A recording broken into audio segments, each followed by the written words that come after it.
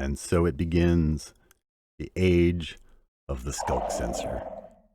Yeah, they finally have added the Skulk Sensor after much discussion. It's finally here in the game to play with, and we'll get into it in a second. But first, I wanted to show you they added the dripstone caves, not to the full cave generation, but I created a single biome world to take a quick peek at it, and then we'll come back and play with the Skulk Sensors, I promise.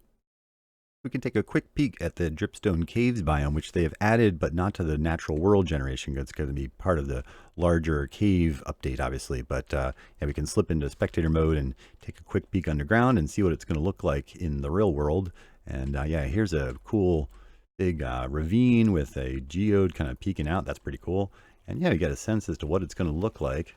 The dripstone and then the pointed dripstone. I'm going to forget the names of these consistently, but yeah, it looks pretty cool. And obviously we have, it's going to be a lot more grand when they add the full cave update. But this is a pretty neat look at it in a ravine. And but yeah, let's get back to the Skulk Sensors, because that's the headline today, I would say, right? All right, Skulk Sensors, let's get into it. First of all, they look great. Kind of cool animated texture. I love the sort of cyan color scheme. And before I forget, they are able to be waterlogged, and the preferred tool to mine them is a hoe. But man, oh man, we're going to be talking about these for a long time. But the core concept, as Joe Hills would say, is they are a redstone object, a redstone device that when they detect a vibration, they will emit a redstone pulse, and that the strength of the redstone pulse is going to be stronger the closer you get to it. So when you're standing right on top of it, and it senses you, it'll emit a pulse of 15, a strength of 15. But then, based on, if you get further away, it won't send as quite as strong of a signal out. So you can see it's not quite lighting up as much. A couple other things from the patch notes I want to make sure I shared with you is that the vibrations will be sent from the source location to the sensor at a speed of 1 game tick per block. So you're going to be able to create some very, very precise timing with these things, which is pretty cool. Another thing is that other vibrations cannot be detected by a sensor when a signal is already traveling to it. Kind of interesting. And when the signal has arrived, the sensor will be activated for 40 game ticks, which is approximately 2 seconds. And then while activated, the sensor cannot detect other vibrations. But I also thought it was interesting. They say the Skulk sensors will not listen to vibrations that are directly created by other Skulk sources. So you see, as I'm activating this is not creating a vibration for that one to pick up.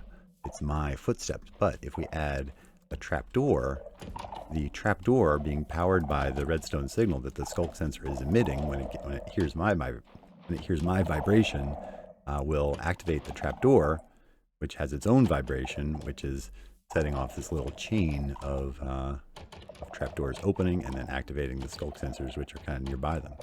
Kind of interesting to look at. And I'm noticing that the signal is only traveling in one direction at a time.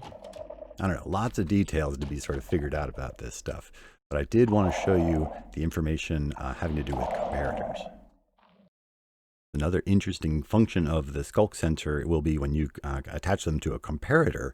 Anything in the game that creates a vibration will be able to be measured by a comparator. And so there's a list of them here, but with the right contraption, as the patch notes say, this will allow you to detect when a certain action has occurred nearby. And you can just see a list of them here. It's pretty extensive, value from 1 to 15, depending on which action takes place near the Skulk sensor. So that's really interesting.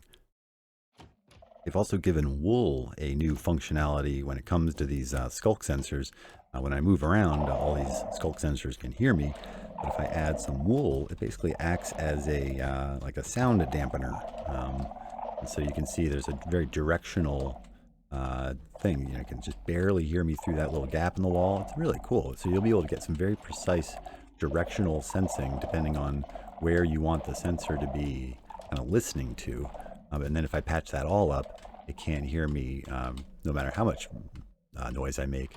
And it's interesting, it doesn't, the sound doesn't travel up any Y levels. So as soon as I jump up there, it hears me. But down here, I can make all the noise I want. So very cool, and that'll allow us to, again, create some really directional sensing.